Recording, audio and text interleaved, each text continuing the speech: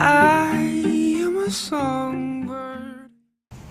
Hey guys, welcome back to another episode of Earthling Nutrition. Thank you so much for joining me once again today.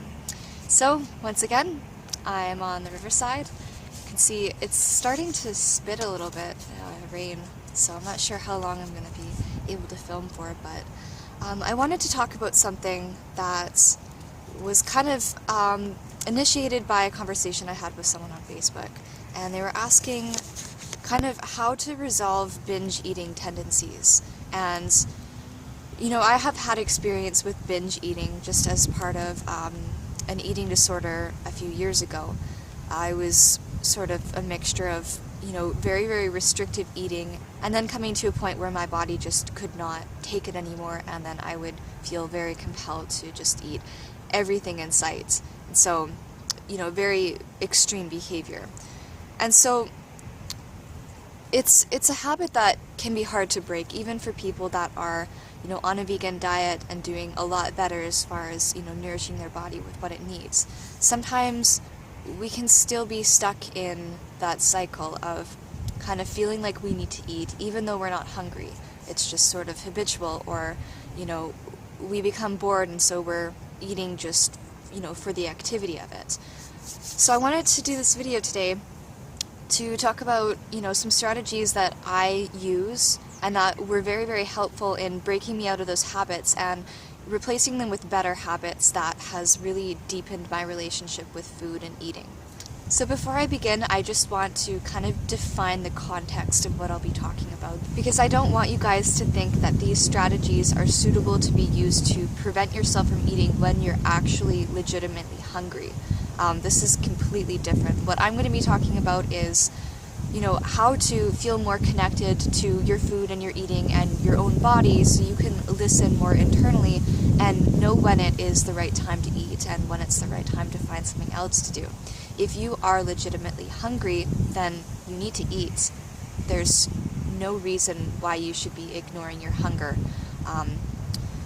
You need to meet your energy needs, you need to meet your nutritional needs in order to have a body that will carry you through life in a happy and sustainable way. And so these tips, this advice is not for people to use to ignore their hunger, and to ignore the need to eat. So that said, my first piece of advice is to feel connected while you're eating your food. Now, how can you do this? I have a few suggestions. The first one is think about the food. Really think about it. Think about where it came from and, what series of events would have occurred to make it, be put on your dinner plate at that time.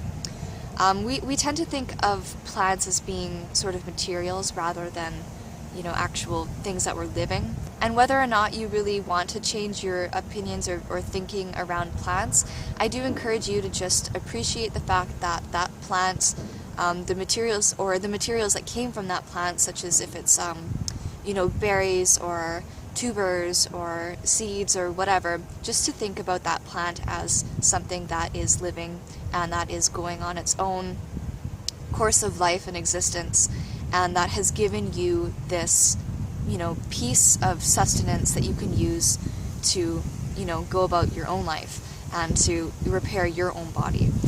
Plants are so amazing when you think about how their materials can literally be broken down and reassembled into our own materials. My second piece of advice is to be conscious of your own body while you're eating. And so for a lot of people, the act of eating is very centralized in the mouth, because that's where all the attention is, the taste buds, just the olfactory senses, the sense of smell. Gustatory and olfactory senses are very, very powerful, and they're powerful for a reason. It's to entice us to eat food. They exist in our bodies, so we feel compelled to survive, basically, by consuming food. So we can really lose attention from our other parts of our body when we eat, because it's so localized in our mouth. And so what I encourage is deep breathing while you are eating, not to the point where you're attracting attention from other people and they're wondering why you're hyperventilating while you're eating your sandwich, but just breathing and chewing extremely important. The act of mastication, the act of chewing is really, really important. Digestion starts in the mouth. In the case of starches, we have salivary amylase that is actually breaking down the polysaccharide molecules in starch into smaller chains of sugars, into disaccharides and into monosaccharides. So chewing is really important just from the physiological perspective, but also that connectedness to eating can really be, derived from just chewing your food, thinking about it, breathing deeply, and just, taking note of the sensations, right? Swallowing. When I'm eating food, I don't just focus on the mouth. I focus on when I swallow it going down my throat, how it feels when it, and enters my stomach. You can really notice these things when you try to. You might not be able to feel, the entire process of it going through your body, because a lot of that is just done by your nervous system and, just involuntary muscle movements, just, carrying the food forward. You don't really feel it, but if you focus on all the sensations that are happening in your mouth and, your down your esophagus and your stomach and all these things, and just your breath, and it can become a really meditative experience, and it just make you really connected to what you're doing. I think a lot of people tend to overeat or even to undereat because they're disconnected from their body, either by choice or just, by habit. And a lot can be gained by self-awareness and by conscious doing. And eating is an act of doing, and so it definitely should be included in that sort of practice of self-awareness. Another thing I should mention with thinking about the food and its source and everything is think about the people and kind of the process of getting those plants and bringing them to you.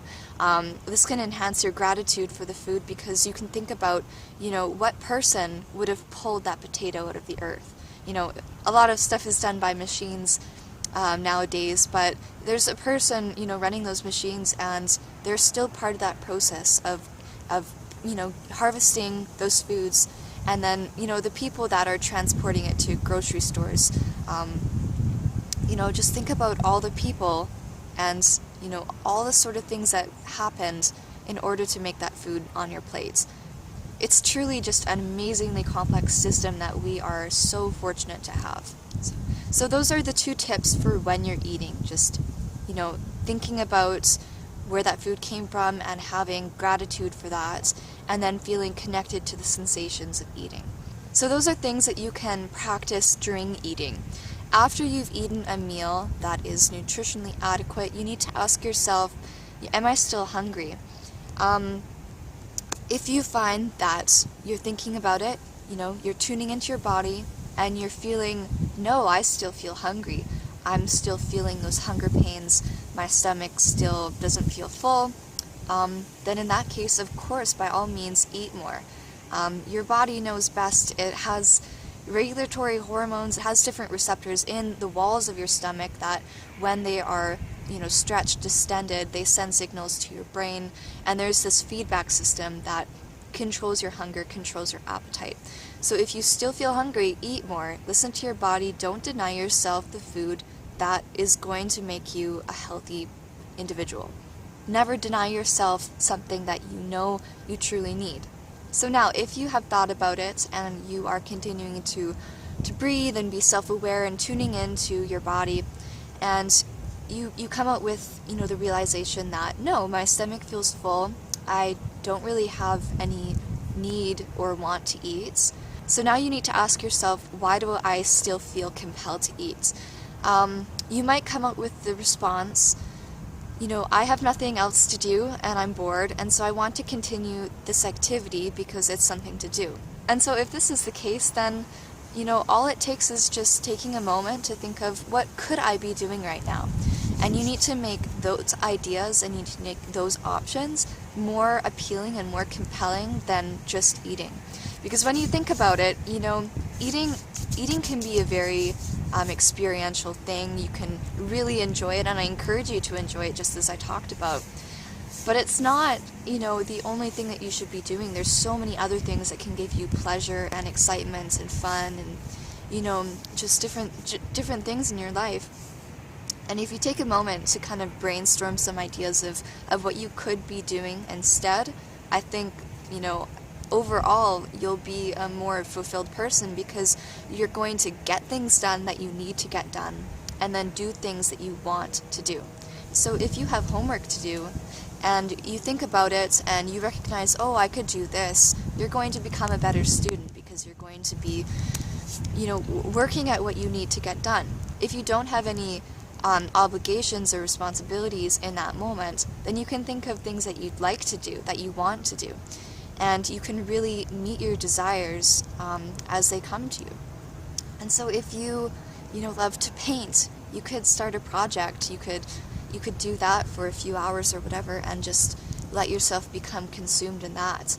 And in that way, you're going to be a more fulfilled person, because you are addressing your needs and your desires.